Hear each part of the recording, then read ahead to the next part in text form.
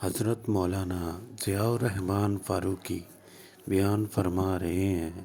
موضوع ہے شب معراج۔ مزید اچھی اصلاحی ویڈیو دیکھنے کے لیے ہمارے چینل کو سبسکرائب کریں۔ اسلامی اندھیروں سے نکل کر روشنی میں آ گئی دنیا، بجھے چہروں کا زنگ اترا، ستے چہروں پہ نور آیا۔ حضور آئے تو انسانوں کو جینے کا شعور آیا۔ یتیموں اور ضعیفوں کو پناہیں مل گئیں آخر، حضور آئے تو ذروں کو نگاہیں مل گئیں آخر۔ خرد کی شمع افروزی جنوں کی چارہ فرمائی، زمانے کو اسی امی کے صدقے میں سمجھ آئی۔ ضمیر اس در سے گر نسبت نہ رکھے لوح پیشانی، تو کشکول گدائی ہے چہ درویشی چہ سلطانی۔ میرے واجب الاحترام قابل صد احترام علماء کرام، مجھے آج بڑا دکھ ہے کہ اس جامع العلوم کے بانی استاذ العلماء حضرت شیخ الحدیث مولانا نیاز احمد صاحب رحمۃ اللہ علیہ ہم میں موجود نہیں ہیں۔ ان کی ناگہانی وفات بہت بڑا سانحہ ہے، جس سے یہ علاقہ علم و فضل اور معرفت حق کی روشنی سے خالی ہو رہا ہے۔ حضرت شیخ الحدیث مرحوم نے یہ بے مثال صدقہ جاریہ چھوڑا ہے۔ یہ جامعہ بھی ان کا صدقہ جاریہ ہے، اور اس کے محترم حضرت مولانا جلیل احمد صاحب بھی ان کے صدقہ جاریہ، اور اس سے اچھا کیا صدقہ جاریہ ہو سکتا ہے کہ ان کی اولاد دینی علوم میں مہارت رکھتی ہے، بہرہ ہے۔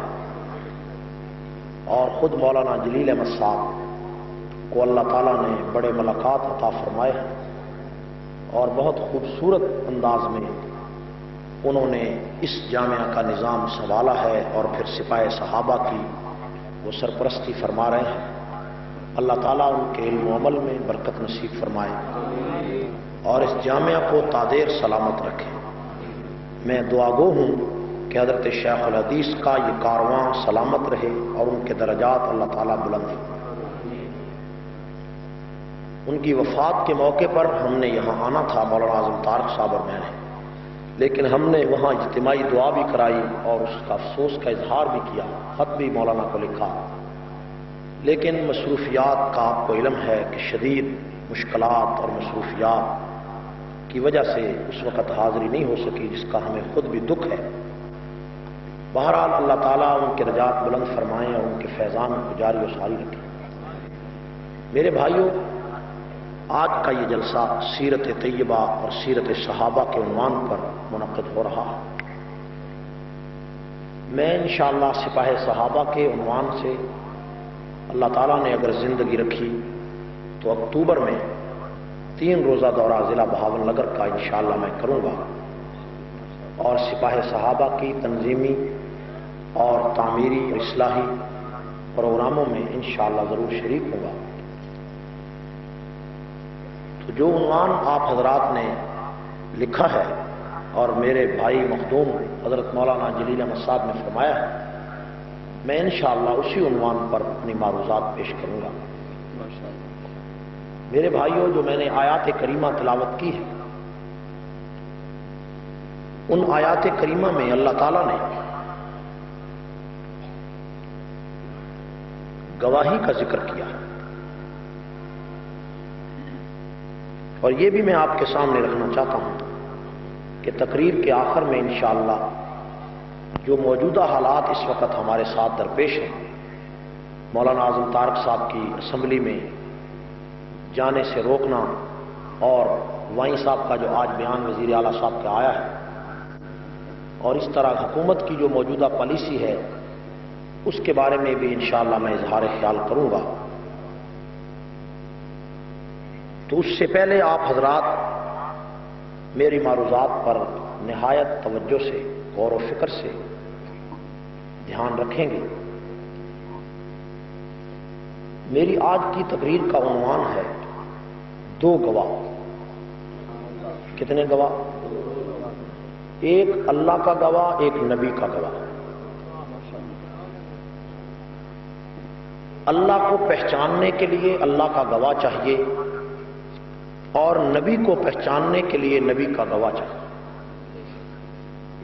اور جو آیت میں نے پڑھی ہے اس میں اللہ تعالیٰ نے گواہی کا ذکر کیا۔ قرآن پاک میں بے مثال بے شمار ایسی جگہ ہیں جہاں اللہ تعالیٰ نے اس عنوان کا ذکر فرمایا۔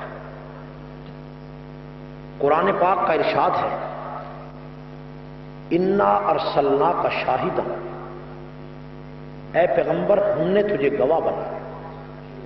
اے پیغمبر ہم نے تجھے گواہ بنایا۔ اور قرآن پاک میں ہی ایک اور آیت ہے، محمد رسول اللہ، کہ محمد اللہ کے رسول ہیں۔ یہ دعویٰ کیا اللہ نے۔ اس دعوے کے ساتھ اللہ نے ایک گواہ کا ذکر کیا، والذین معہ، محمد اللہ کے رسول ہیں۔ کیسے رسول ہیں؟ والذین معہ، کیونکہ وہ لوگ جو نبی کے ساتھ ہیں وہ نبی کے گواہ ہیں، محمد اللہ کے رسول ہیں۔ اس رسول ہونے کی اگر گواہی چاہتے ہو تو ان سے پوچھو جو ہر وقت نبی کے ساتھ ہیں۔ تو آپ دیکھیں قرآن پاک میں اللہ تعالیٰ نے بڑی وضاحت کے ساتھ فرمایا ہے، انا ارسلناک شاہدا، انا ارسلناک۔ آپ کو میری بات سمجھ میں آ رہی ہے؟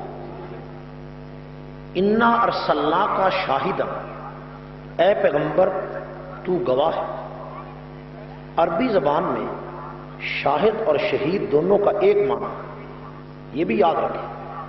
شاہد بھی گواہ کو کہتے ہیں، شہید بھی گواہ کو کہتے ہیں۔ ایک آدمی اللہ کے راستے میں جب مارا جاتا ہے تو وہ اللہ تعالیٰ کے حضور پہنچ کر اللہ کی گواہی دیتا ہے، اس لیے اس کو شہید کہا جاتا ہے۔ لغوی طور پر ایک لفظ اس میں فاعل کا صیغہ ہے، ایک صفت مشبہ کا ہے۔ اس کا معنی میں فرق کیا ہے وہ اہل علم جانتے ہیں، لیکن معنی دونوں کا یہی ہے، گواہ۔ انا ارسلناک شاہدا، اے پیغمبر تو گواہ ہے۔ اللہ تعالیٰ اپنے رسول سے کہتے ہیں تو گواہ ہے۔ اور کئی دوسری آیات میں اللہ تعالیٰ نے باقی تمام انبیاء کو بھی گواہ قرار دیا کہ اے پیغمبرو تم بھی گواہ ہو۔ یعنی اللہ کا رسول محمد رسول اللہ بھی اللہ کا گواہ ہے، اور باقی انبیاء بھی اللہ کے گواہ ہیں۔ تو کیا مطلب ہے گواہی کا؟ یہ بڑی قابل غور بات ہے۔ بعض لوگ یہاں سے غلط استدلال کرتے ہیں کہ رسول اللہ اللہ کے گواہ ہیں، تو گواہ کا چونکہ موجود ہونا ضروری ہے اس لیے رسول اللہ ہر جگہ موجود ہو گئے۔ حالانکہ یہ عدالتوں میں جو لوگ گواہی دیتے ہیں یہ بھی ان کو کبھی کسی نے ہر جگہ موجود نہیں کہا۔ ہر جگہ موجود ہونے کی بات نہیں، گواہ اس کو کہتے ہیں جو موقع پر موجود ہے، جس چیز کی وہ گواہی دے رہا ہے وہاں موجود ہے۔ اور پھر گواہی دو قسم پر ہوتی ہے۔ کتنے قسم پر ہوتی ہے؟ کتنے قسم پر ہے؟ گواہی دو قسم پر ہوتی ہے۔ ایک گواہی ہے موقع کی کہ ایک آدمی موقع کا گواہ ہے، عینی گواہ ہے، اور ایک ہے موقع کا گواہ نہیں بلکہ وہ نشانیوں کا گواہ ہے۔ دیکھیں خدا نہ خواستہ ایک آدمی آپ کے علاقے میں قتل ہو جائے تو اس کے دو قسم کے گواہ ہوں گے۔ ایک گواہ ہے موقع کا جس کے کہتے ہیں عینی گواہ، اور اس کے قتل کی گواہی دینے کے لیے کبھی ڈاکٹر کو بھی بلایا جاتا ہے، حالانکہ ڈاکٹر تو موقع پر نہیں تھا، اور تھانے دار کو بھی بلایا جاتا ہے، وہ بھی موقع پر نہیں تھا۔ تھانے دار بھی نشانیوں کی گواہی دیتا ہے کہ بھی میں جب گیا تو وہاں ایک آدمی مرا پڑا تھا، اس نے نشانیاں دیکھ کر کہا کہ آدمی شہید ہوا۔ اور ڈاکٹر کہتا ہے کہ میں نے پوسٹ مارٹم کیا، واقعی آدمی شہید ہوا، تو اس نے نشانی دیکھ کر گواہی دی۔ تو اب یہ بات واضح ہو گئی کہ گواہی دو قسم پر ہے۔ کتنے قسم پر ہے؟ ایک موقع کی گواہی اور ایک نشانیوں کی گواہی۔ تو آپ پورا قرآن کھولیں، پورے قرآن میں دو قسم کی گواہی کا ذکر ہے، ایک موقع کی گواہی اور ایک نشانیوں کی گواہی۔ میں نماز پڑھتا ہوں نماز کے بعد کہتا ہوں اشہدو ان محمدن عبدہ و رسولہ، کہ میں گواہی دیتا ہوں کہ محمد اللہ کے بندے اور رسول ہیں۔ میں نے کیسے گواہی دی؟ میں نے تو محمد رسول اللہ کو نہیں دیکھا، آپ نے بھی نہیں دیکھا، ہزاروں دنیا نماز میں کہتی ہے میں گواہی دیتا ہوں۔ کیسے آپ گواہی دیتے ہیں کہ آپ نے تو رسول اللہ کو نہیں دیکھا، تو گواہی کیسے دے رہے ہیں؟ تو یہ کہنا کہ جناب گواہی دینے کے لیے گواہی کے لیے ضروری ہے کہ اسی موقع پر موجود ہو، یہ صحیح نہیں ہے۔ نشانیوں کی بھی گواہی ہوتی ہے۔ یہ تمہید آپ کو سمجھ میں آ گئی؟ یہ بات سمجھ میں آ گئی تو اب آگے پوری بات سمجھ میں آ جائے گی۔ تو قرآن پاک کا ارشاد ہے انا ارسلنا کا شاہدہ، انا ارسلنا کا، اے پیغمبر ہم نے تجھے گواہ بنایا، ہم نے تجھے گواہ بنایا۔ تو ایک ہوتا ہے موقع کا گواہ، ایک ہوتا ہے نشانیوں کا گواہ۔ تو دیکھیے اللہ تعالیٰ نے اپنا گواہ رسول اللہ کو بنایا اور فرمایا کیا کہ انا ارسلنا کا شاہدن، اے پیغمبر تو گواہ ہے، یعنی خالق میں ہوں گواہ تو ہے، مالک میں ہوں گواہ تو ہے، رازق میں ہوں گواہ تو ہے، مشکل کشا میں ہوں گواہ تو ہے، ہر جگہ موجود میں ہوں گواہ تو ہے، بگڑی میں بناتا ہوں گواہ تو ہے، قادر میں ہوں گواہ تو ہے، دنیا کو میں نے بنایا گواہ تو ہے، ساری عظمتیں میرے پاس ہیں گواہ تو ہے، ساری کائنات میری ہے گواہ تو ہے۔ انا ارسلنا کا شاہدن، تو گواہی محمد رسول اللہ دے رہے ہیں، حالانکہ انبیاء نے بھی گواہی دی، حضور نے بھی گواہی دی۔ انبیاء نے کہا اللہ ایک ہے، گواہی دی، اور حضرت آدم نے فرمایا خدا ایک ہے، یہ بھی گواہی ہے۔ نوح نے کہا اللہ ایک ہے، یہ بھی گواہی ہے۔ ابراہیم نے کہا اللہ ایک ہے، یہ بھی گواہی ہے۔ لیکن محمد رسول اللہ کو باضابطہ خطاب کر کے اللہ نے فرمایا انا ارسلنا کا شاہدن، اے پیغمبر تو گواہ ہے، یعنی میری قدرت کا تو گواہ ہے، میری الوہیت کا تو گواہ ہے، میری عبودیت کا تو گواہ ہے، میری عظمت کا تو گواہ ہے، میرے عرش پہ ہونے کا تو گواہ ہے، میرے ذرے ذرے کے عالم ہونے کا تو گواہ ہے، مالک کے کونوں مکان، میں مالک کے کونوں مکان ہوں گواہ تو ہے، میں قادر ہوں گواہ تو ہے، میں رازق ہوں گواہ تو ہے، آسمان میں نے بنائے گواہ تو ہے، ساری کائنات میں نے بنائی گواہ تو ہے، تیری حیثیت کیسی ہے اور باقی انبیاء کی حیثیت کیسی ہے، ان انبیاء نے بھی گواہی دی، تو نے بھی گواہی دی، تیری اور ان کی گواہی میں بڑا فرق ہے، تیری اور ان کے اعلان میں بڑا فرق ہے، انہوں نے بھی گواہی دی، تو نے بھی گواہی دی، لیکن اس فرق کو تو دیکھو، آدم نے میری گواہی دی جنت سے نکل کر، نوح نے گواہی دی طوفان کی موجوں میں آ کر، ابراہیم نے گواہی دی آتش نمرود میں گر کر، اسماعیل نے گواہی دی چھری کے نیچے آ کر، موسیٰ نے گواہی دی دریائے نیل کی موجوں میں اتر کر، یا ایوب نے گواہی دی آزمائش میں آ کر، یونس نے گواہی دی مچھلی کے پیٹ میں آ کر، اور اس یوسف نے گواہی دی کنویں میں جا کر، یعقوب نے گواہی دی 40 سال رو کر، زکریا نے گواہی دی آرے کے نیچے چر کر، عیسیٰ نے گواہی دی جیل میں جا کر، اور محمد تو نے گواہی دی عرش پہ آ کر۔ نعرہ تکبیر، نعرہ ختم نبوت، علامہ ضیاء الرحمن فاروقی۔ انا ارسلنا کا شاہدن، تو موقع کا گواہ، باقی نبی نشانیوں کے گواہ۔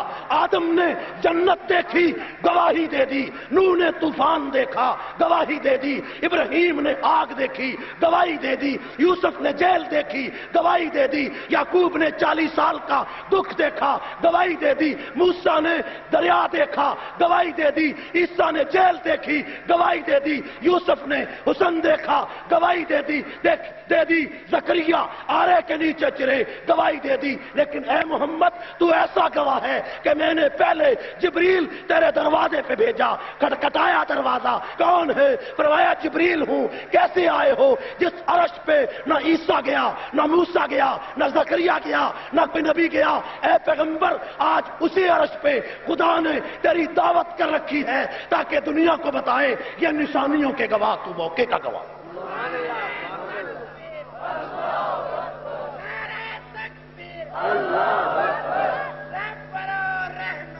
مصطفیٰ مصطفیٰ مصطفیٰ مصطفیٰ مصطفیٰ مصطفیٰ زندہ باد زندہ باد۔ پیغمبر موقع کا گواہ، پیغمبر موقع کا گواہ، میرا نبی موقع کا گواہ۔ اور موقع کا گواہ کتنا اونچا ہوتا ہے؟ موقع کا گواہ نہیں سمجھے میری بات، موقع کا گواہ بہت اونچا ہوتا ہے۔ آپ کو میں ابھی بتاؤں گا کتنا اونچا ہوتا ہے اور آپ سمجھ جائیں گے۔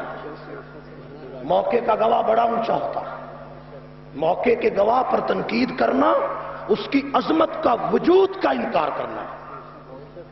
جو معراج پہ گیا وہ حسن تو اللہ نے بڑوں کو دیا. تکبیر میں، کلمے میں، نمازوں میں، اذان میں ہے نام الہی سے ملا نام محمد.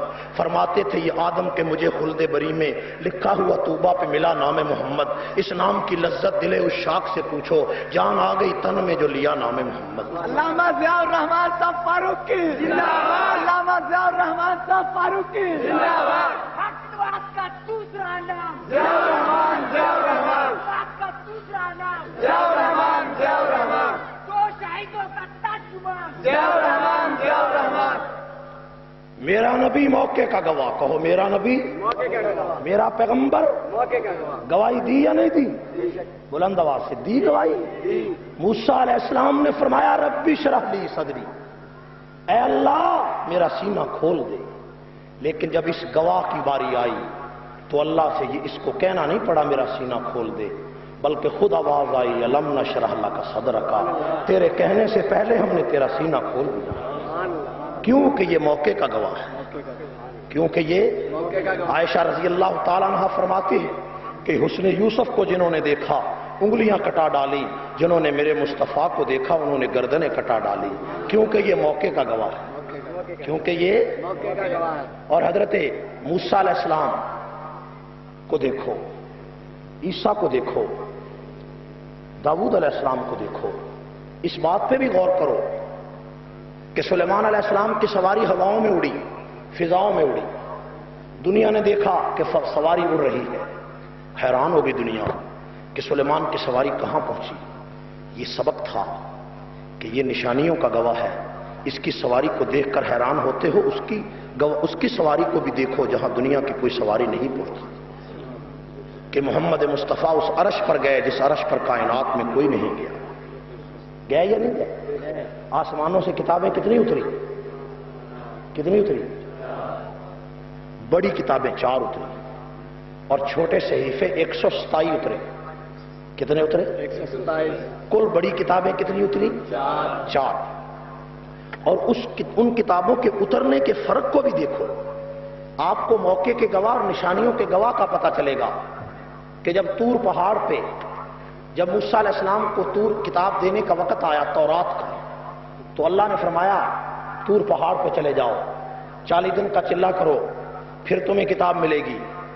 اور عیسیٰ علیہ السلام کو زبور دینے کا، انجیل دینے کا وقت آیا تو اللہ نے فرمایا اپنے عبادت خانے میں بیٹھ جاؤ. داؤد علیہ السلام کو زبور دینے کا وقت آیا تو فرمایا اپنے عبادت خانے میں بیٹھ جاؤ.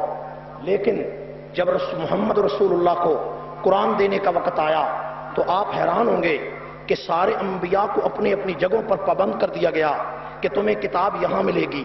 کسی کو کہا پہاڑ پہ ملے گی، کسی کو کہا عبادت خانے میں ملے گی، کسی کو کہا معبد میں ملے گی، کسی کو کہا طور پہ ملے گی، کسی کو کہا بستی میں ملے گی، کسی کو کہا دانیال کے علاقے میں ملے گی، کسی کو کہا بابل کی بستی میں ملے گی، کسی کو کہا نینوا کی بستی میں ملے گی. ہر ایک کو صحیفہ لینے کے لیے، کتابیں لینے کے لیے پابند کر دیا گیا، بٹھا دیا گیا. لیکن جب اس موقع کے گواہ کی باری آئی، اس کو کتاب دینے کے لیے کہیں پابند نہیں کیا گیا. یہ نہیں کہا تم فاران کی چوٹی پہ بیٹھ جاؤ، یہ نہیں کہا تم احد کے پہاڑ پر بیٹھ جاؤ، یہ نہیں کہا تم کعبے کی دیوار کے ساتھ بیٹھ جاؤ، یہ نہیں کہا تم زمزم کے پانی کے پاس بیٹھ جاؤ، یہ نہیں کہا صفا مروے کے درمیان میں بیٹھ جاؤ. نہیں کہا، بلکہ یہ محمد مکے میں تھا تو قرآن کو مکے میں بھیج دیا، یہ مدینے میں تھا تو قرآن کو مدینے میں بھیج دیا، یہ پہاڑ پہ تھا تو قرآن کو پہاڑ پہ بھیج دیا، یہ گلی میں تھا تو قرآن کو گلی میں بھیج دیا، یہ بستی میں تھا تو قرآن کو بستی میں بھیج دیا. اگر حتیٰ کہ محمد بدر میں تھا قرآن بدر میں، نبی احد میں قرآن احد میں، نبی خیبر میں قرآن خیبر میں، نبی حنین میں قرآن حنین میں، نبی تبوک میں قرآن تبوک میں، نبی عشیرہ میں قرآن عشیرہ میں، نبی بازار میں قرآن بازار میں، نبی گلی میں قرآن گلی میں، حتیٰ کہ محمد عائشہ کے بستر پہ قرآن بھی عائشہ کے بستر پہ. کیونکہ محمد موقع کا گواہ. محمد مصطفیٰ موقع کا ہے یا نہیں ہے؟ خدا کی خدائی کا جو محل ہے وہ گر جائے گا اگر اس موقع کے گواہ کو چھوڑ دو. اس لیے کہ اس موقع کے گواہ نے الوہیت کا راستہ دیا، الوہیت کا سبق دیا، اور قرآن کو کہنا پڑا قل ان کنتم تحبون اللہ فاتبعونی. خدا چاہتے ہو محمد کے قدموں پہ آؤ، خدا ملے گا، کیونکہ یہ موقع کا گواہ.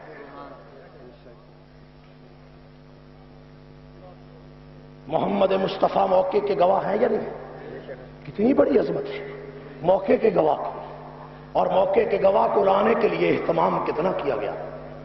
یہ بڑا لمبا موضوع ہے کہ موقع کا گواہ لانے کے لیے کتنا اہتمام کیا گیا۔ جگن ناتھ آزاد نے کہا کہ جب یہ موقع کا گواہ نہیں تھا تو دنیا کی حالت یہ تھی کہ وہی یونان کہلاتا تھا جو تہذیب کی دنیا، وہی روئے زمین پر آج تھا تخریب کی دنیا۔ یہ تحقیق و تجسس کا جہاں تھا آج ویرانہ، فلاتوں کی خرد سقراط کی دانش تھی افسانہ۔ غرض دنیا میں چار سمت اندھیرا ہی اندھیرا تھا، نشان نور گم تھا اور ظلمت کا بسیرا تھا کہ دنیا کے افق پر دفعتاً سیلاب نور آیا، جہان کفر و باطل میں صداقت کا ظہور آیا، حقیقت کی خبر دینے بشیر آیا نذیر آیا، شہنشاہی نے جس کے پاؤں چومے وہ فقیر آیا۔ مبارک ہو زمانے کو کہ ختم المرسلین آیا، صحاب رحم بن کر رحمت للعالمین آیا۔ نعرہ تکبیر، آج و تک ختم نبوت، غلام ہے غلام ہے رسول کے غلام ہے، غلام ہے غلام ہے رسول کے غلام ہے۔ میرا نبی موقع کا گواہ ہے، کہو میرا نبی موقع کا گواہ ہے۔ میرا نبی ایسا گواہ ہے، اور میرے بھائیو عدالت میں جاتے ہو جو گواہ موقع کا ہوتا ہے اس سے حسب و نسب پوچھا جاتا ہے، اس سے کہا جاتا ہے تم کون ہو، تمہارے والد کا کیا نام ہے، تمہارا کیا کاروبار ہے، تم کیا کرنا چاہتے ہو۔ تم جو گواہی دو گے سچی گواہی دو گے، اس کے کردار کا، اس کے اخلاق کا، اس کے اطوار کا شجرہ نسب کھولا جاتا ہے۔ آؤ میں اسی قرآن سے پوچھتا ہوں کہ اے قرآن جو گواہ اللہ نے اپنا پیش کیا ہے دنیا میں، اس کے اطوار کو بتاؤ۔ تو قرآن کھول کر میں دیکھتا ہوں تو اس قرآن نے بڑی وضاحت کے ساتھ کہا، جب اس پیغمبر کا ذکر آیا، جب قرآن کا ذکر آیا تو اس قرآن نے کہہ دیا نزل علی محمد، میں محمد پہ اترا ہوں، میں اس گواہ پہ اترا ہوں۔ اور قرآن سے پوچھا گیا کہ اے قرآن کس زبان میں اترا، تو قرآن نے یہ بھی کہا بلسان عربی مبین، میں تو عربی زبان میں اترا، میں رمضان کے مہینے میں اترا۔ یہ بھی بتایا شہر رمضان الذی انزل فیہ القرآن، جب اس محمد کے تعارف کی باری آئی تو یہی قرآن پہلے اس کی زلفوں کا ذکر کرتا ہے، کہتا ہے والضحیٰ، مجھے اس کی زلفوں کی قسم، اس کے چہرے کی قسم، پھر زلفوں کا ذکر کرتا ہے، پھر واللیل کہتا ہے کہ مجھے اس کی زلفوں کی قسم ہے، اس کے چہرے کا ذکر آیا تو والضحیٰ کہہ دیا، زلفوں کا ذکر آیا واللیل کہہ دیا، سینے کا ذکر آیا الم نشرح لک صدرک کہہ دیا، دانتوں کا ذکر آیا لا تحرک بہ لسانک لتعجل بہ کہہ دیا، اور اس کے دانتوں کا ذکر آیا یاسین کہہ دیا، اس کے زمانے کا ذکر آیا والعصر کہہ دیا، اس کے کردار کا ذکر آیا لقد کان لکم فی رسول اللہ اسوۃ حسنہ کہہ دیا، اور اس کی عظمت کا ذکر آیا وما ارسلناک الا رحمۃ للعالمین کہہ دیا، اور اس کے آنے کا ذکر آیا تو لقد جاءکم من اللہ نور کہہ دیا، اس کے کردار کا ذکر آیا ما آتاکم الرسول فخذوه وما نهاکم عنہ فانتہوا کہہ دیا، اور اس کے شہر کا ذکر آیا لا اقسم بهذا البلد کہہ دیا، اس کے اتوار کا ذکر آیا تو لقد من اللہ علی المؤمنین کہہ دیا، اور جب ساری باتیں آ گئی تو اس کے شہر کا ذکر آیا تو کہہ دیا فلنولینک قبلۃ ترضاها، اس کے دوستوں کا ذکر آیا اولئک هم المفلحون کہہ دیا، اولئک هم الفائزون کہہ دیا، اولئک كتب فی قلوبهم الایمان کہہ دیا، اس کے صدیق کا ذکر آیا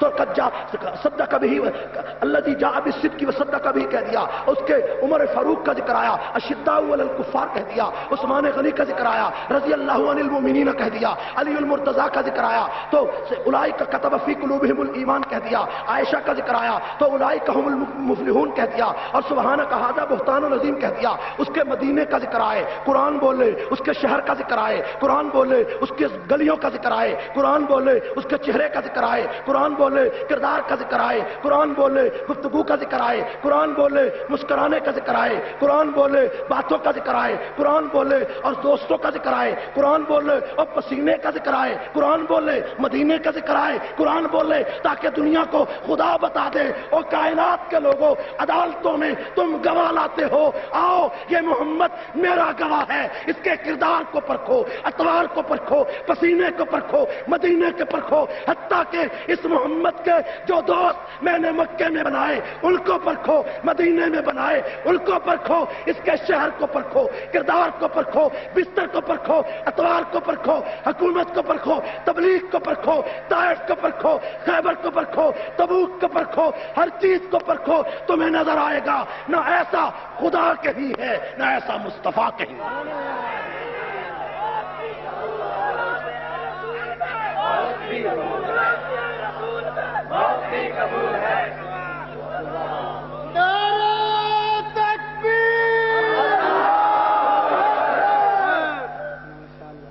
گواہ بے مثال ہے. کہو گواہ گواہ ایسا گواہ دنیا نے نہیں دیکھا.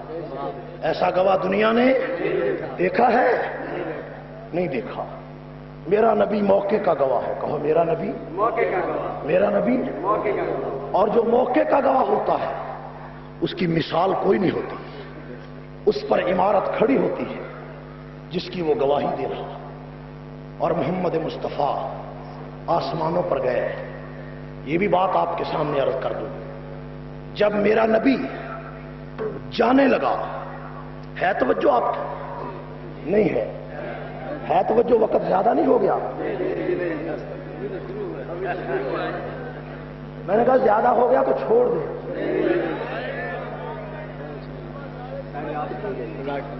زیادہ ہو گیا تو چھوڑتے ہیں.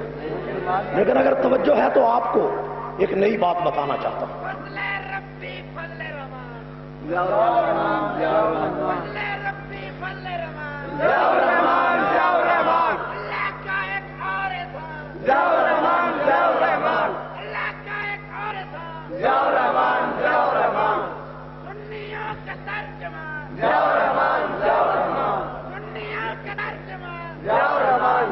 اور یہ گواہ توجہ ہے, یہ گواہ جب موقع پہ جانے لگا تو قرآن اس وقت بھی بولا, جب آیا تو اس وقت بھی بولا.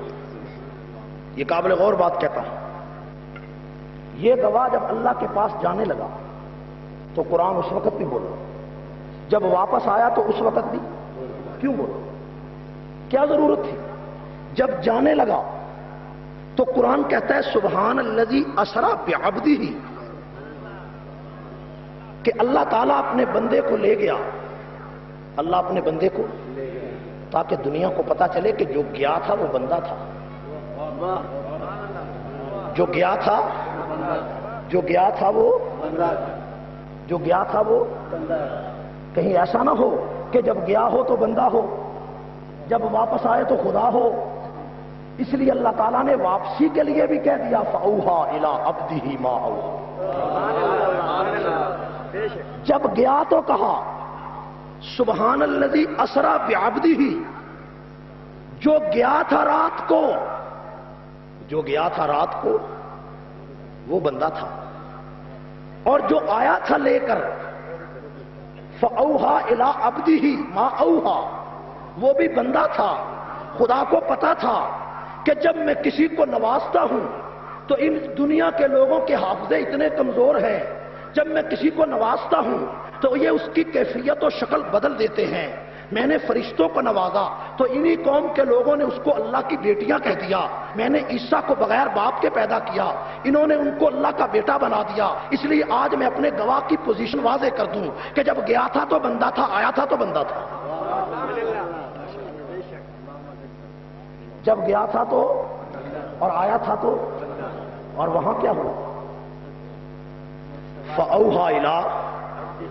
یہ بڑا لمبا موضوع ہے, معراج کا موضوع ہوتا تو میں بیان کرتا.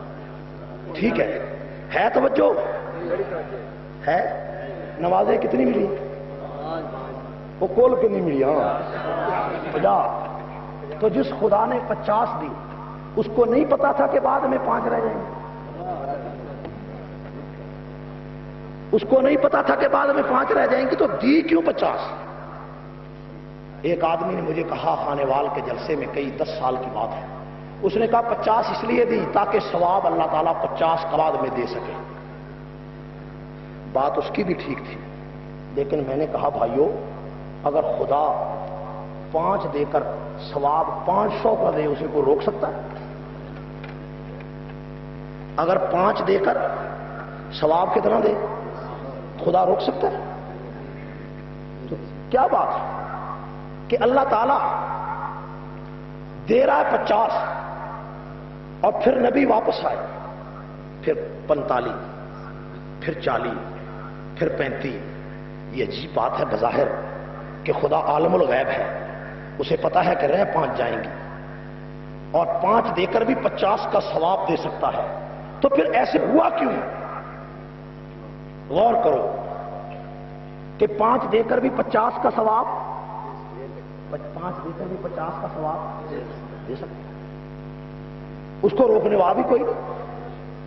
تو پھر اس نے دی 50 رکھی 5، اور جب 5 پر آئے نا ایک مولوی صاحب، تو ایک آدمی درمیان میں کھڑا ہو گیا، کہندا اللہ پلا کرے موسیٰ علیہ السلام دا ایک گیا ہور لوا دے گل بن گئی۔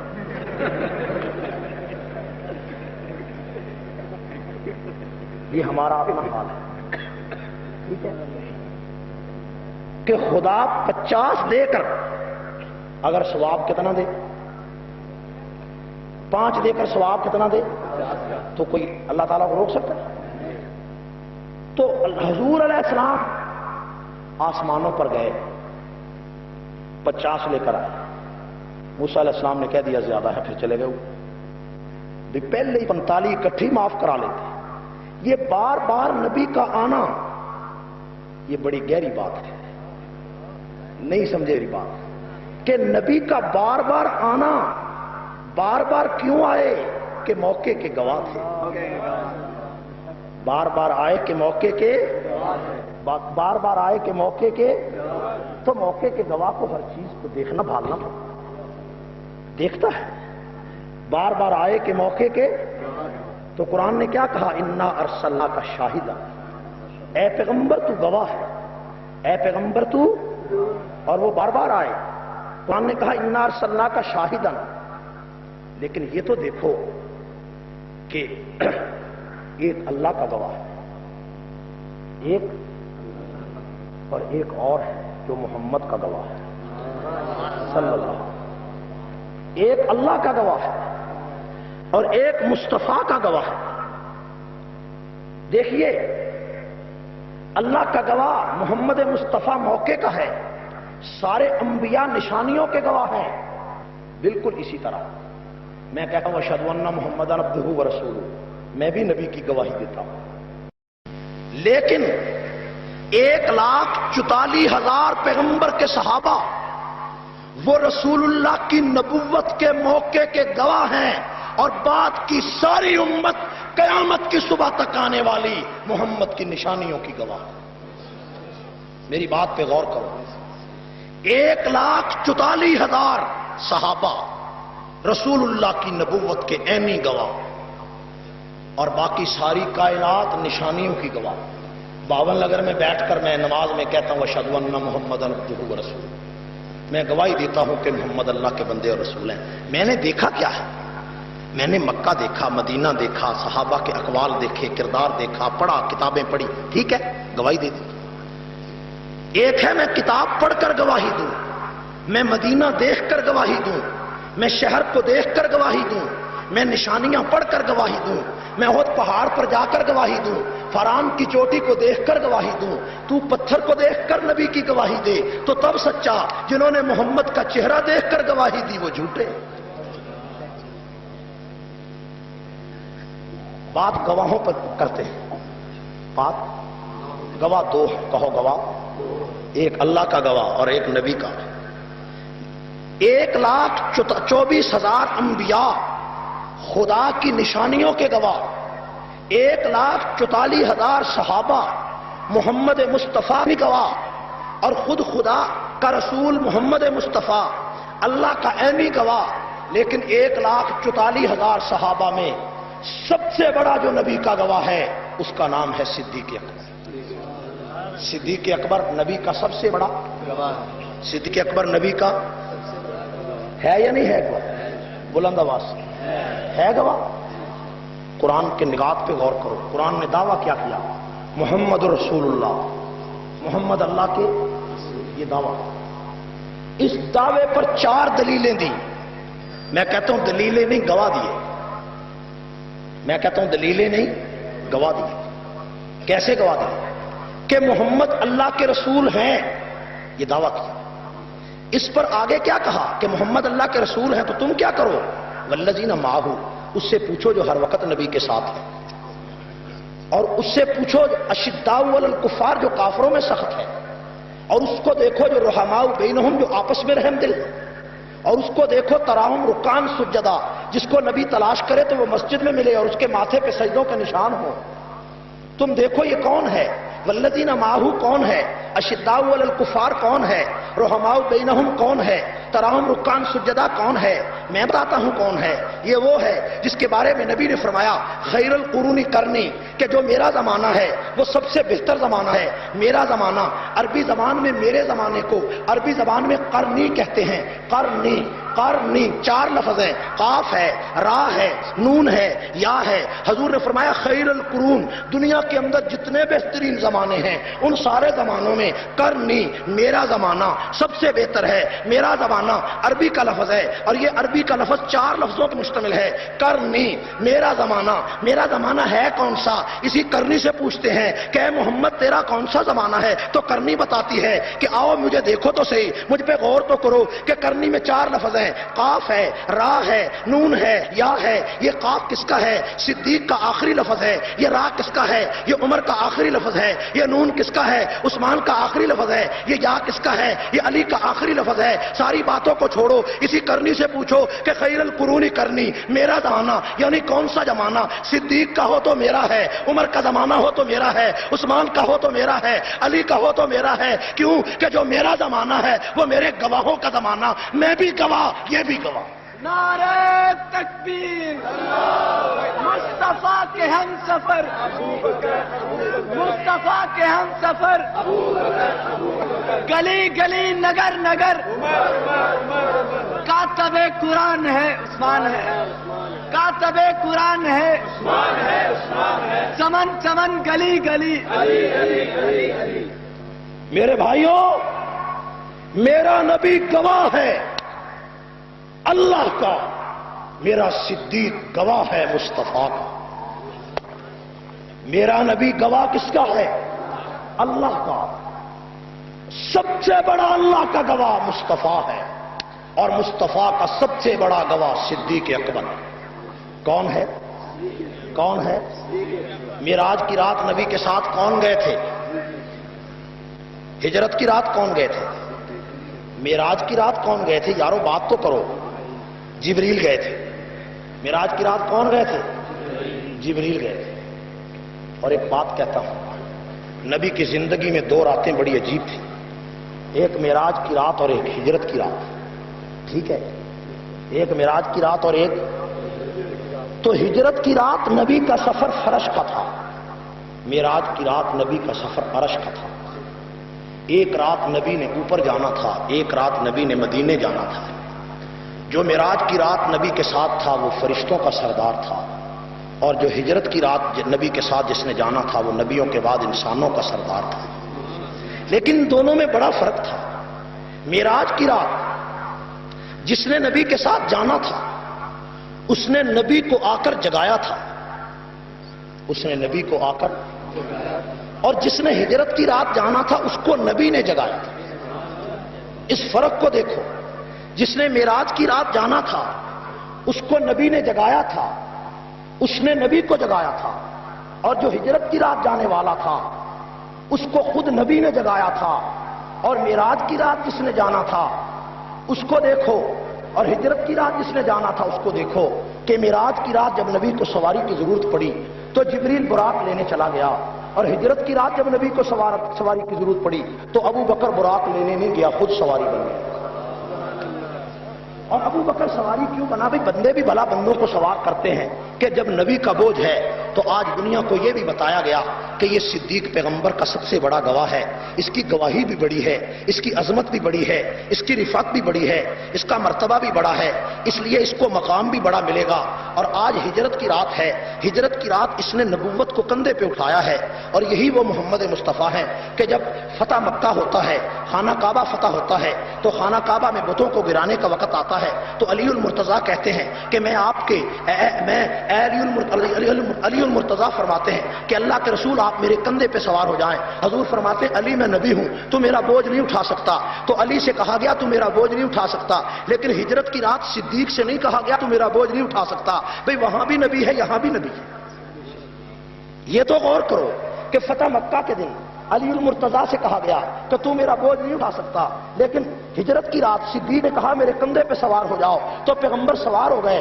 صدیق سے نہیں کہا گیا تو میرا بوجھ نہیں اٹھا سکتا، تاکہ دنیا کو آج پتا چلے کہ دنیا میں ایک ہی صدیق اکبر ہے جو نبی کی رسم کا بھی بوجھ اٹھا سکتا ہے، خلافت کا بھی بوجھ اٹھا سکتا ہے. اور گواہی کا بھی بوجھ اٹھا سکتا ہے کہ سب سے بڑا گواہ ہے، اور سب سے بڑا گواہ میرے بھائیوں اس کی گواہی کو بھی دیکھو۔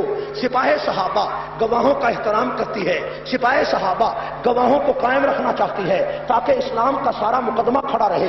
لا الہ الا اللہ ایک مقدمہ ہے، محمد رسول اللہ اس کا گواہ ہے۔ لا الہ الا اللہ کو ثابت کرنا ہے تو محمد رسول اللہ کے مقدمے کا لحاظ کرو، اور محمد رسول اللہ کو ثابت کرنا ہے تو والذین معہ کے مقدمے کا لحاظ کرو۔ اور میں تو لحاظ کرتا ہوں، لا الہ الا اللہ ایک مقدمہ ہے، لا الہ الا اللہ ایک دعویٰ ہے، لا الہ الا اللہ ایک عمارت ہے، لا الہ الا اللہ ایک محل ہے، لا الہ الا اللہ ایک قصر ہے، لا الہ الا اللہ ایک دستاویز ہے، لا الہ الا اللہ ایک بنیاد ہے، لا الہ الا اللہ ایک اساس ہے۔ اس اساس کو میں نے مضبوط بنانا ہے تو اس کے لیے محمد رسول اللہ کو ثابت کرو گے، لا الہ مل جائے گا۔ لا الہ اکیلا کہاں سے ملے گا؟ محمد ملے گا تو لا الہ الا اللہ ملے گا۔ اور اس کے بعد جب قرآن کھولتے ہیں تو قرآن میں محمد رسول اللہ ہے، اور اس کے بعد والذین معہ ہے کہ محمد اللہ کے رسول ہیں۔ کس سے پوچھو؟ والذین معہ سے پوچھو، جو ہر وقت ساتھ ہے اس سے پوچھو، وہ اتنا بھی ساتھ ہے کہ وہ زندگی میں بھی ساتھ ہے، وہ بعد میں بھی ساتھ ہے۔ اس کو یہ تو دیکھو کہ وہ مکے کی گلیوں میں بھی ساتھ ہے، وہ پہاڑوں پہ بھی ساتھ ہے، وہ گلیوں میں بھی ساتھ ہے، وہ مدینے میں بھی ساتھ ہے۔ اور ساری باتوں کو چھوڑو،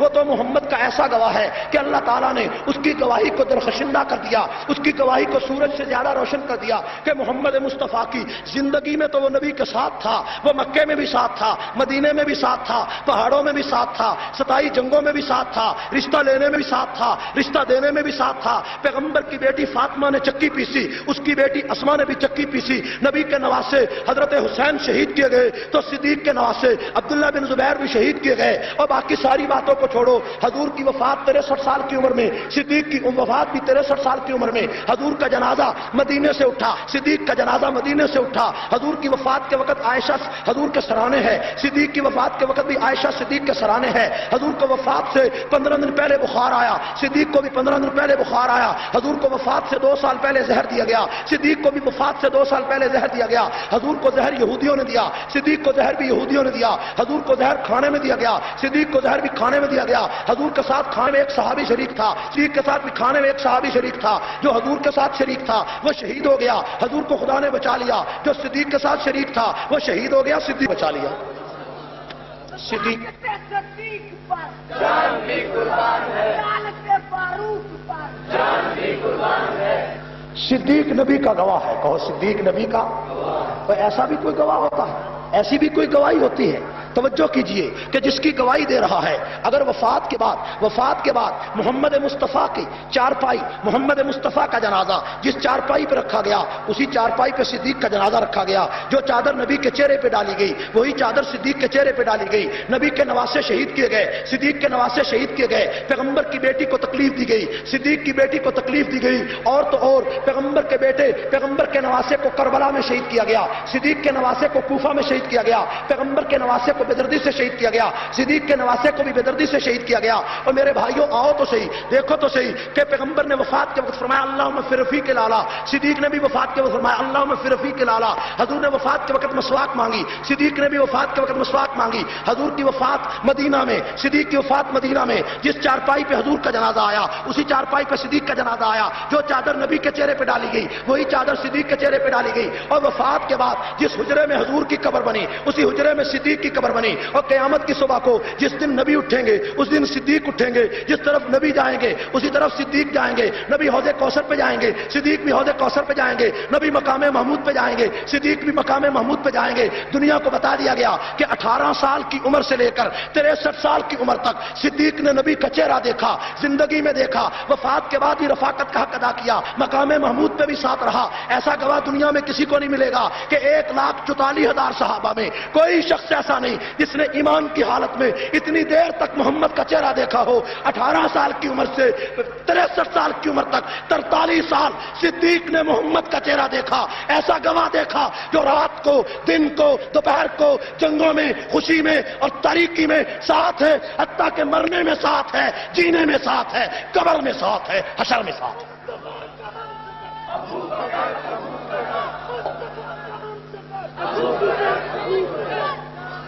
قرآن کہتا ہے اِنَّا صَلَّا کا شاہدن، اے پیغمبر تو میرا سب سے بڑا گواہ۔ اور صدیق سے کہا گیا والذین معہ، تو ہر وقت نبی کے ساتھ ہے، صدیق ہر وقت نبی کے۔ اللہ کی الوہیت کا مقدمہ محمد کی رسالت کی گواہی پہ کھڑا ہے، اور محمد کی رسالت کا مقدمہ صدیق کی گواہی پہ کھڑا ہے۔ اس گواہ کو ہٹاؤ خدائی نہیں بچتی، اس گواہ کو ہٹاؤ مصطفی نہیں بچتی۔ صحابہ اور صحابہ پیغمبر کے گواہ، پیغمبر خدا کا گواہ، سپاہ صحابہ چوکیدار بن کے محمد کے دروازے پہ، چوکیدار بن کے صدیق کے دروازے پہ، جو کتا چاہے ایران کا ہو پاکستان کا ہو ان گواہوں کو بھونکے گا، ٹانگیں توڑ دیں گے، زبان کاٹ دیں گے، ہاتھ اڑا دیں گے، اور ان گواہوں کی گواہی کو سورج سے زیادہ روشن رکھنے کے لیے جانیں لٹا دیں گے۔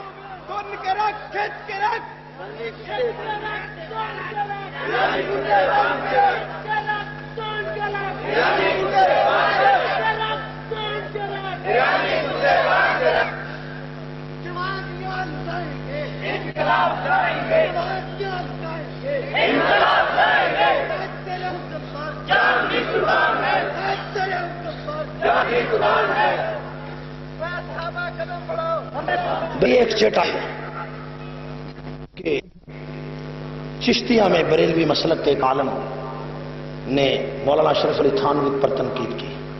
میں آپ حضرات سے ایک بات کہتا ہوں کہ سپاہ صحابہ کا پروگرام بریلوی علماء پر تنقید کرنا نہیں ہے۔ ہم نے ان کو ان کے حال پر چھوڑ دیا،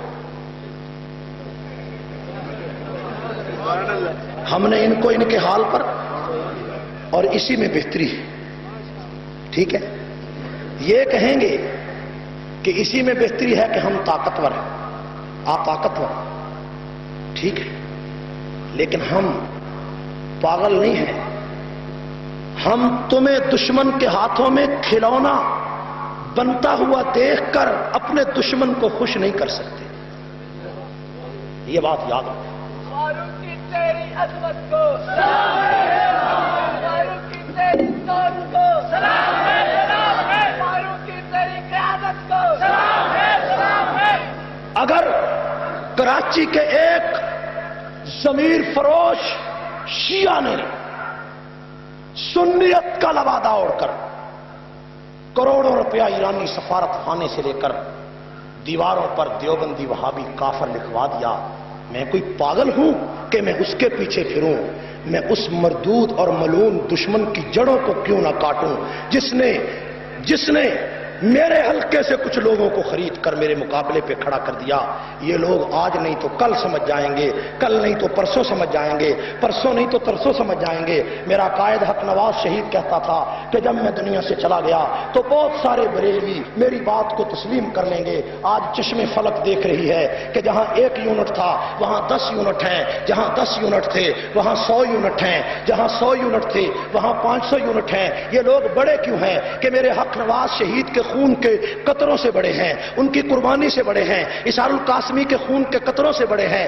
اگر بھاول نگر کے بریلوی عالم ہم پر تنقید کرتے ہیں تو میں انہیں یقین دلاتا ہوں کہ میں تم پر تنقید نہیں کرتا، میں تمہیں برا نہیں کہتا، تم 100 گالی دو میں نہیں گالی دیتا، لیکن تمہیں صرف یہ کہنا چاہتا ہوں کہ مجھے گالی دینے سے پہلے شیعہ کے بارے میں اعلیٰ حضرت کا فتویٰ پڑھ لو، شیعہ کے بارے میں مفتی نعیم الدین مراد آبادی کا فتویٰ پڑھ لو، شیعہ کے بارے میں مولانا مفتی احمد یار خان گجراتی کا فتویٰ پڑھ لو، مجھے برا کہنے سے پہلے حضرت مولانا امجد علی کا فتویٰ پڑھ لو، مجھے برا کہنے سے پہلے حضرت خواجہ قمر الدین سیالوی رحمۃ اللہ علیہ کا فتویٰ پڑھ لو، ان رحمہم اللہ، ان اولیاء کا فتویٰ پڑھو، تمہیں شاید سمجھ میں آ جائے، نہیں سمجھ میں آتا تو کوئی نہیں، کل آ جائے گی، پرسوں آ جائے گی، 10 دنوں کے بعد آ جائے گی، اور نہیں آئے گی ہم مر جائیں گے پھر آ جائے گی، ہم مریں گے تو اس کے بعد بھی نہ آئے تو جو میری جگہ قائد آئے گا، خادم آئے گا، وہ شہید ہو جائے گا، شاید پھر آ جائے۔ ہم تم سے مایوس نہیں ہیں، ہم اپنے کالے کافر کو نہیں چھوڑ سکتے ہیں۔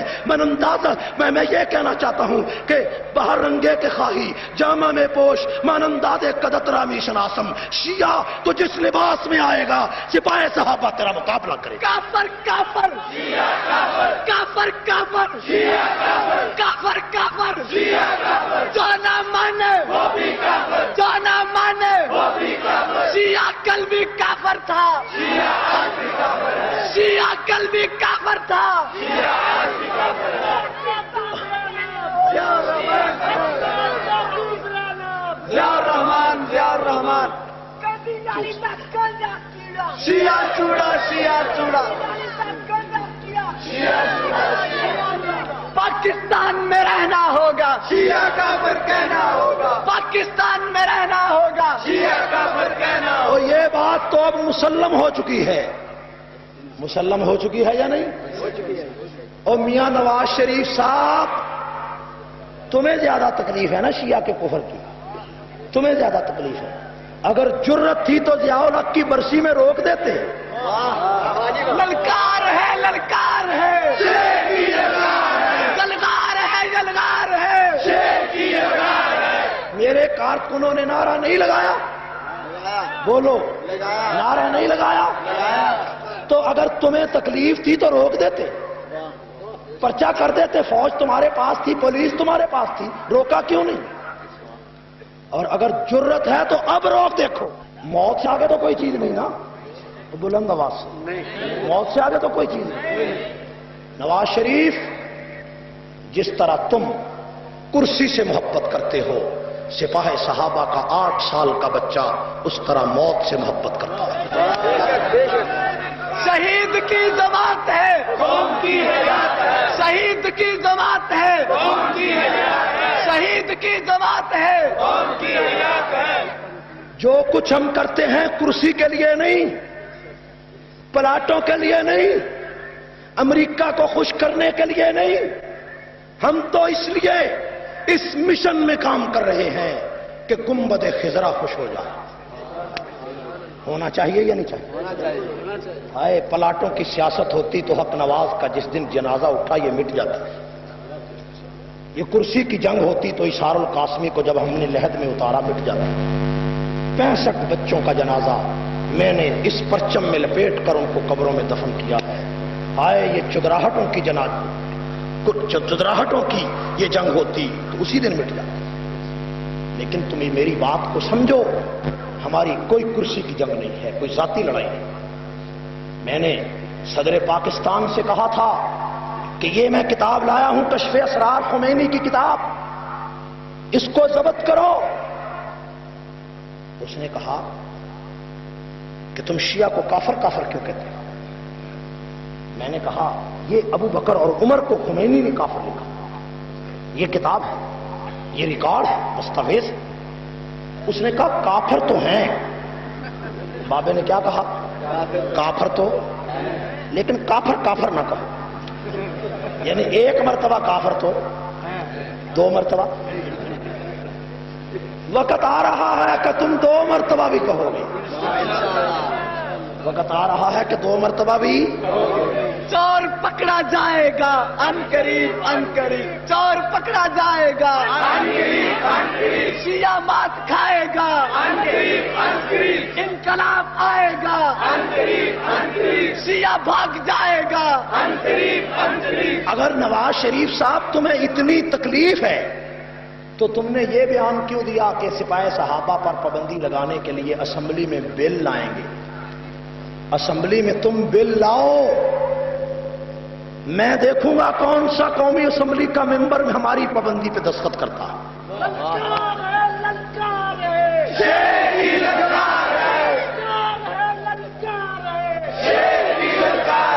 قومی اسمبلی میں اگر پاکستان کے کسی MNA نے سپاہ صحابہ پر پابندی کی حمایت کی اور سپاہ صحابہ کو موقف سے روکنے کی حمایت کی، وہ شخص اس دھرتی پہ اس حلقے میں چلتا پھرتا نظر نہیں آئے. اب ہمارا ایک ہی کام انتقام انتقام.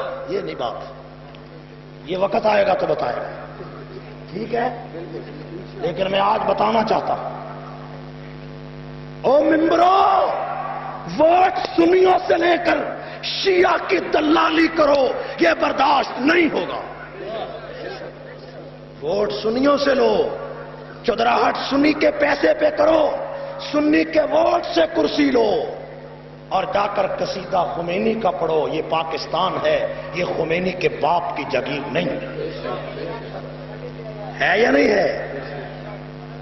اور اب جناب وائن صاحب نے شگوفہ کھولا کہ پابندیوں کا معاملہ وفاقی حکومت کے زیر غور ہے. تو پانڈے مانجدا یہ ایسا بےہودہ نعرہ نہیں لگا. اختلاف اپنی جگہ ٹھیک ہے. وائن صاحب سے ہمیں اس بات کا اختلاف ہے کہ انہوں نے یہ بات کیوں کہی, لیکن وہ کہتے ہیں وفاقی حکومت کے زیر غور ہے, اور وفاقی حکومت کہتی ہے کہ پنجاب کے زیر غور ہے. وفاقی حکومت کیا کہتی ہے؟ یہ نہیں ہوگا کہ ساجد نقوی کے چیلے اس ملک میں آزاد پھریں اور حق نواز کے پنچھی پابند کر دیے جائیں. یہ نہیں ہوگا. ہوگا. اور میاں صاحب اگر تمہیں اس بات کا تجربہ کرنا ہے تو کر دیکھو. یہ پیپل پارٹی نہیں ہے کہ چپ کر جائے گی, اسی کرسی چک کے اتوں تھلے سٹ دیا بھائی نہیں. اور یار کوئی بےہودہ نعرہ کیوں لگاتا؟ وہ تو اللہ تعالیٰ نے پتہ ہی ہے سارا. ٹھیک ہے, کوئی سمجھ میں آ رہی ہے میری بات؟ سپاہ صحابہ ایک مذہبی جماعت ہے. کون سی جماعت ہے؟ مذہبی جماعت. اور ابھی ہم نے ایک آدمی بھیجا ہے, ایک کوئی بندہ گیا, ایک کوئی. تم نہیں کھڑا ہے, تم نہیں کھڑا ہے کہ نہیں؟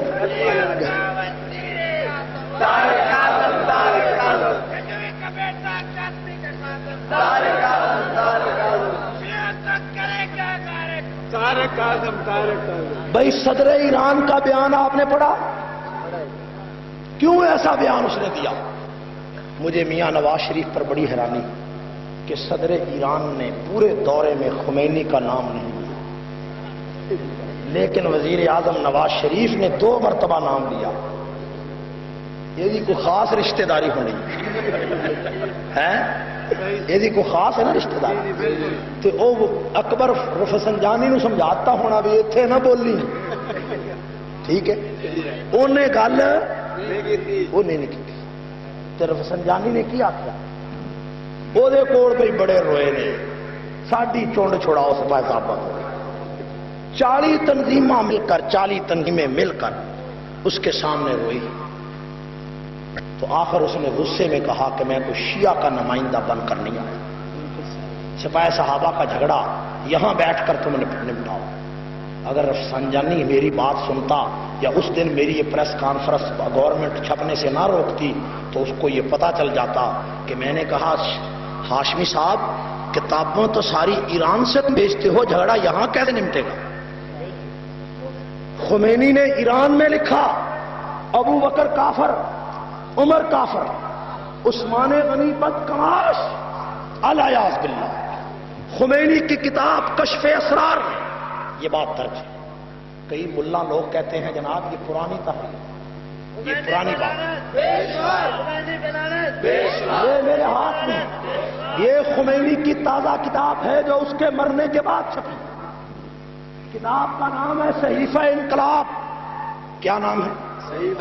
بہاول نگر کے غیور سنیوں, پڑھے لکھے لوگوں, تاجروں, وکیلوں, مولویوں, پیروں, انگریزی دانوں, یہ میرے ہاتھ میں خمینی کی وہ کتاب ہے جو اس کے موت کے بعد شائع کی. صحیفہ انقلاب یہ خمینی کا آخری وصیت نامہ جس کا نام ہے الہی سیاسی وصیت. اس کتاب کے 46 صفحے پہ خمینی نے بڑے دجل اور فریب کے ساتھ لکھا ہے کہ میں جرت کے ساتھ دعویٰ کرتا ہوں کہ آج کی ایرانی قوم اور اس کی کروڑوں کی آبادی رسول اللہ کے دور سے 1000 درجہ بہتر ہے.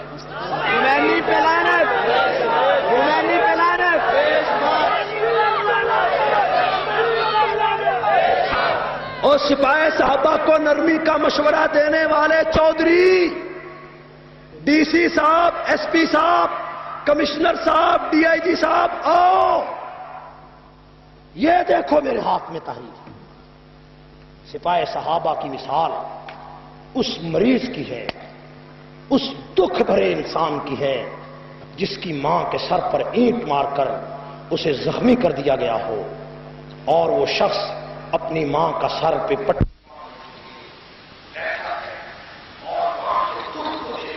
اس کی چیخ نکل گئی ہے، اور دیکھنے والا یہ کہے کہ تم ماں کے زخم پر نہ روو، تمہارے رونے سے ملک کا امن تباہ ہوتا ہے، تمہارے رونے سے نقش امن پیدا ہوتا ہے، تمہارے امن سے پاکستان کا امن خلل میں آتا ہے، تم نہ روو۔ تو وہ کہتا ہے میری ماں کا سر پھوڑا گیا، میرے باپ کا سر پھوڑا گیا، میں تو چیختا ہوں، میں تو احتجاج کرتا ہوں، لیکن حکمران کہتے ہیں نہیں تم نہ روو۔ حکمرانوں، عائشہ میری ماں ہے، عائشہ پوری امت کی ماں ہے، عائشہ کو طوائفہ لکھ کر ہماری ماں کا سر پھوڑا گیا۔ سپاہ صحابہ اپنی ماں کے دکھ پر روتی ہے، شیعہ کو کافر کافر کہنا میری چیخ و پکار ہے، میرا وویلا ہے، میرا دکھ ہے، میرا کرب ہے۔ تم میری ماں کو اینٹ مارنے والے، یعنی میری ماں کو طوائفہ لکھنے والے، میری ماں کو منافقہ لکھنے والے، میرے باپ ابو بکر کو کافر لکھنے والے بدماش کو نہیں روکتے ہو، مجھے احتجاج سے روکتے ہو، مجھے چیخنے سے روکتے ہو، مجھے رونے سے روکتے ہو۔ اگر امن کا یہی فلسفہ ہے تو میں تمہارے امن کے اس فلسفے کو پاؤں کی ٹھوکر سے اڑاتا ہوں۔ عظمت امی عائشہ، عفت امی عائشہ، تقدس امی عائشہ، کافر کافر، کافر کافر۔ تم کہتے ہو یہ نعرہ کافر کافر کا نہ لگے، حکمران کہتے ہیں اس کا ایک حل ہے، ایک کہ پاکستان میں تم قانون بناؤ کہ صحابہ کی جو شخص گستاخی کرے، تحریف قرآن کے جس عقیدے کا کوئی اظہار کرے، بدعا کے عقیدے کی بات کرے، اس شخص کے لیے سزائے موت ہوگی، اور اس کے بعد جو شخص مرتکب ہو اسے سزائے موت دی جائے، اس قانون پر عمل کیا جائے۔ جب اس قانون پر عمل ہوگا اور ہر چوک میں صحابہ کا گستاخ پھانسی پہ لٹکایا جائے گا، ہم اس نعرے پہ نظر ثانی کر چھوڑیں گے، اس تنازع کو ختم کرنے پر بات کر لیں گے، ورنہ پاکستان میں میری جماعت کا 20 لاکھ کارکن موجود ہے، 8 سال کے بچے سے لے کر 80 سال تک بوڑھا موجود ہے، جان دے دے گا، تختہ دار پہ چڑھ جائے گا، بچے لٹا دے گا، بیویاں بیوہ کرا چھوڑے گا، نہ شیعہ کو کافر کہنا چھوڑے گا، نہ حق نواز کا راستہ چھوڑے گا۔ کافر کافر، کافر کافر، کافر کافر۔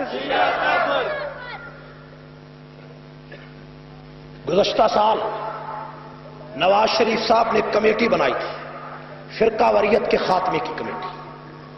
اس کمیٹی کے 2 اجلاس میری ڈیوٹی حکومت نے لگائی، مولانا عبدالستار خان نیازی اس کے چیئرمین، انہوں نے 30 علماء کی موجودگی میں، جس میں بریلوی، دیوبندی، اہل حدیث اور 5 شیعہ بھی تھے، یہ دوسری ڈیوٹی لگا کہ پاکستان میں جتنی شیعہ کی کتابیں قابل اعتراف ہیں تم اجلاس میں ان کو پیش کرو۔ چنانچہ میں نے اللہ کی توفیق سے 2 جولائی 1992 کو، یعنی گزشتہ مہینے، میں نے 110 کتابیں اسلام آباد کے سیکریٹریٹ میں، وفاقی وزارت امور کے سیکریٹریٹ میں 30 علماء کے سامنے ساری 110 کتابیں پیش کی۔ میں صندوق رکھ کے لے گیا، ان کے سامنے ساری کتابیں رکھی۔ میں نے کہا یہ میں کتابیں لے آیا، وزیر اعظم نے کہا تھا یہ کتابوں میں کچھ نہیں لکھا، یہ خام خواجہ کو کہا کہتے ہیں۔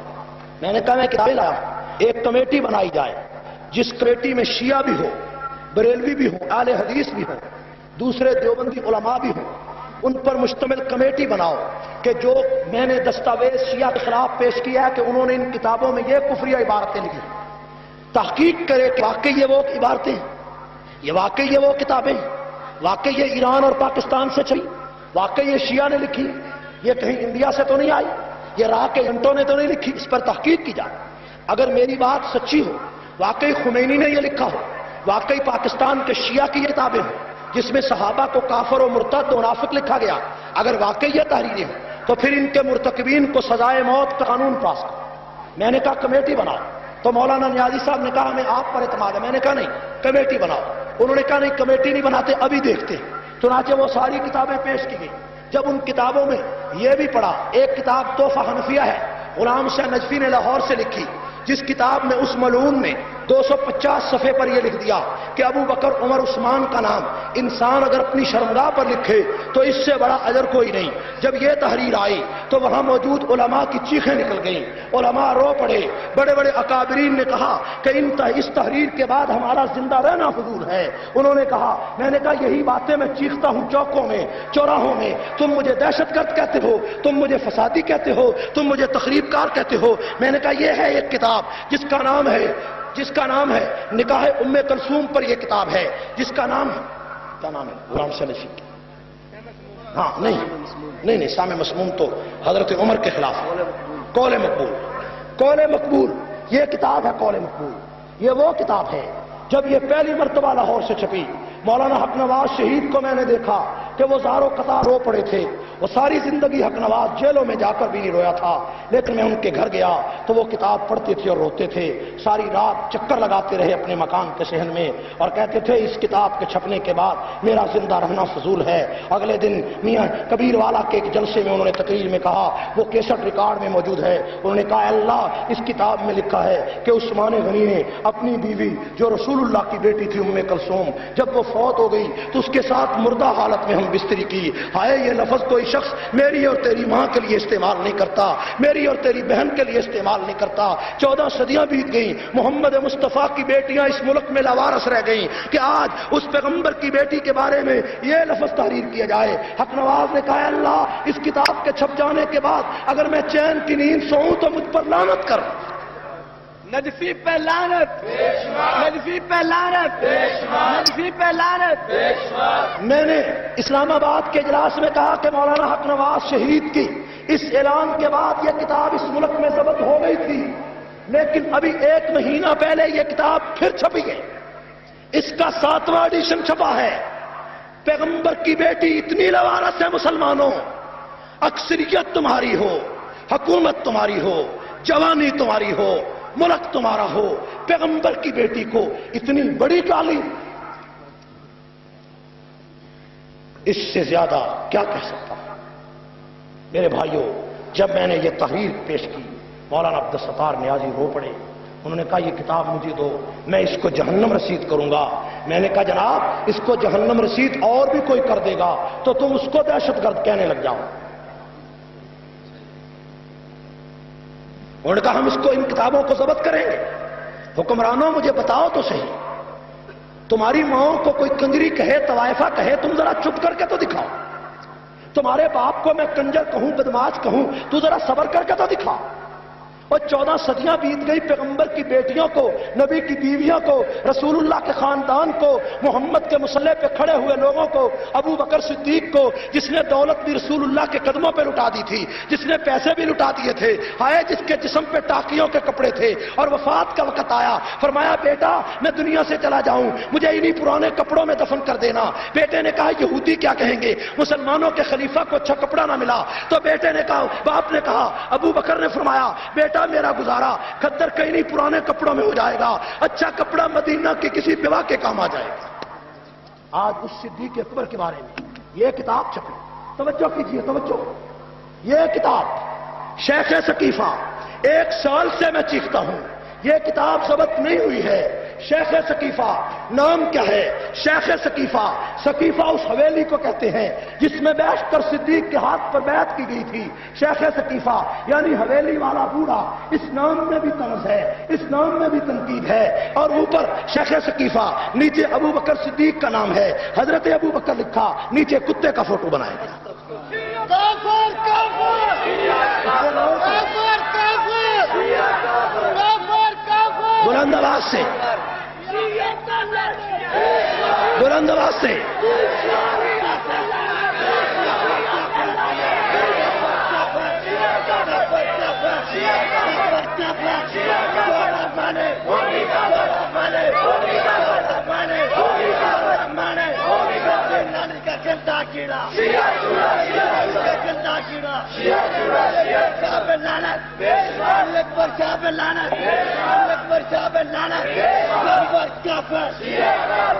یہ کراچی کا ملعون اکبر شاہ رسول اللہ کے خلیفہ ابو بکر کے بارے میں یہ لفظ تحریر ہے. اور اندر کہتا ہے کہ ابو بکر کو بچپن میں کسی نے کہہ دیا تھا کہ آخر الزمان ابھی آ رہا ہے، ایک نجومی نے کہہ دیا تھا، تو ابو بکر نجومی کی بات سن کر نبی کی تلاش میں رہا کہ جب نبی آئے گا میں ساتھ چمٹ جاؤں گا، جب وہ مر جائے گا نعوذ باللہ میں اس کی کرسی پہ قبضہ کر لوں گا، چنانچہ قبضہ کر لیا۔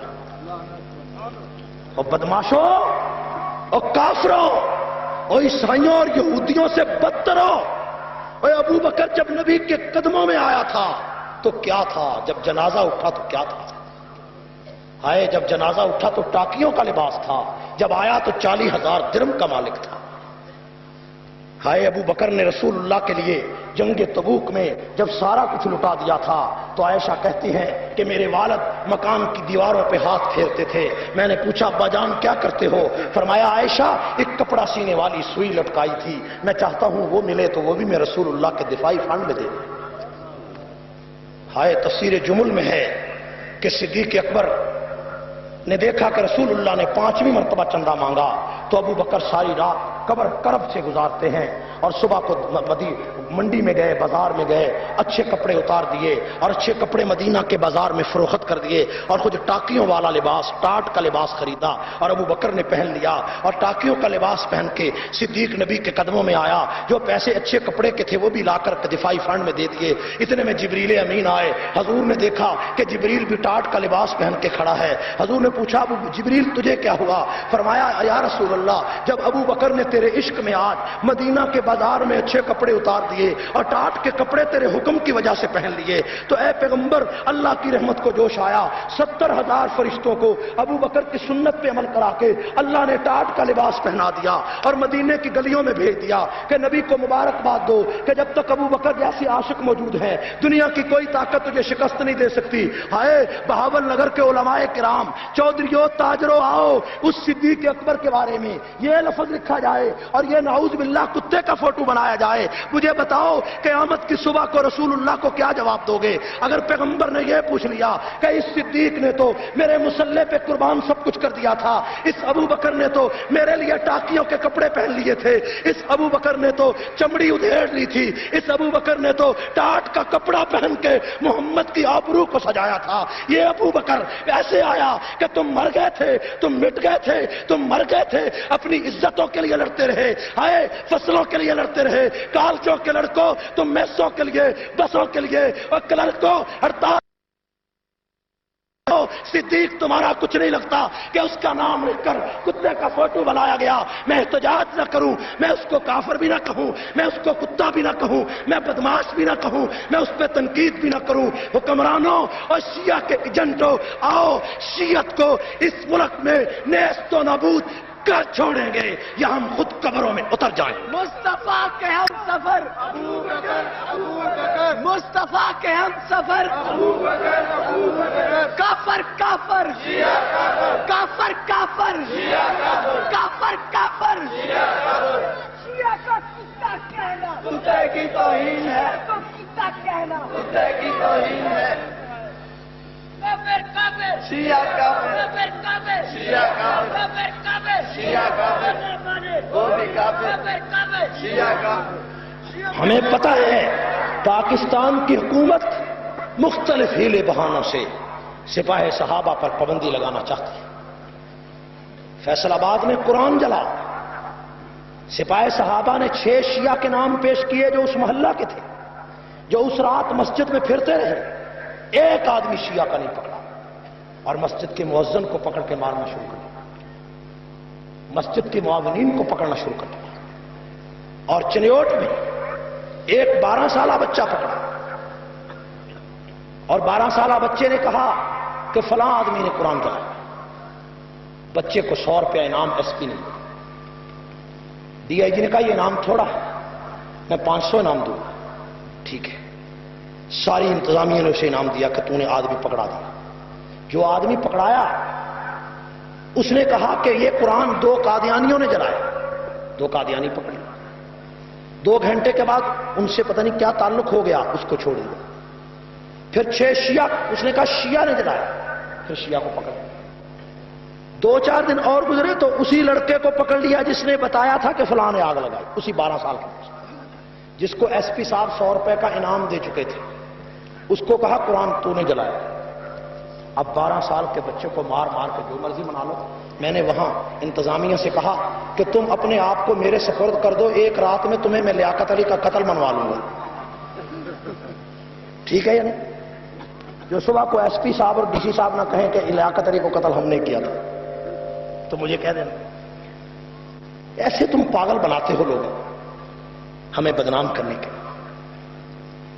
اگر کوئی سنی بھی کسی جگہ قرآن جلانے میں ملزم ٹھہرے تصدیق کے ساتھ تو میں مطالبہ کرتا ہوں کہ اسے بھی تختہ دار کو لٹکائے. ٹھیک ہے؟ اور عارف والا نے کیا کیا؟ عارف والا میں پتلا بھی سپاہی صحابہ نے جلایا. کل کو تم یہ بھی کہہ دو گے. عارف والا میں سیدنا فاروق اعظم کا پتلا جلایا گیا، حکمرانوں نے کوئی نوٹس نہیں. اور جب شیعہ کو پکڑا تو انہوں نے کہا جی ہم نے یزید کا پتلا جلایا. پتلا تو مان گئے کہ پتلا کس کا جلایا؟ یزید کا جلایا. اچھا بھئی یزید کا اگر جلایا ہے تو 6 شیعہ کیوں پکڑے؟ یزید کے ساتھ تمہیں پیار ہے؟ 6 شیعہ بھی پکڑ لیں. بھئی اگر یزید کا پتلا جلے تو 6 شیعہ کو کیا پکڑنے کی ضرورت ہے؟ ہم کو یزید کے وکیل ہے. یہ بڑی موٹی سی بات ہے کہ 6 شیعہ جو تم نے پکڑے ہیں وہ کیوں پکڑے؟ اگر پتلا یزید کا جلا ہے تو شیعہ کیوں پکڑے؟ ہم نے کوئی یزید کے حق میں تحریک چلائی تھی کہ یزید کا پتلا جلایا گیا ان کو پکڑو؟ ایک پتلا فاروق اعظم کا جلا اور تم پیسے لے کر بنا رہے ہو یزید پتلا یزید کا جلا. ہم یہ بدماشی برداشت نہیں کریں گے. فاروق اعظم کا پتلا جلایا گیا اور جو شخص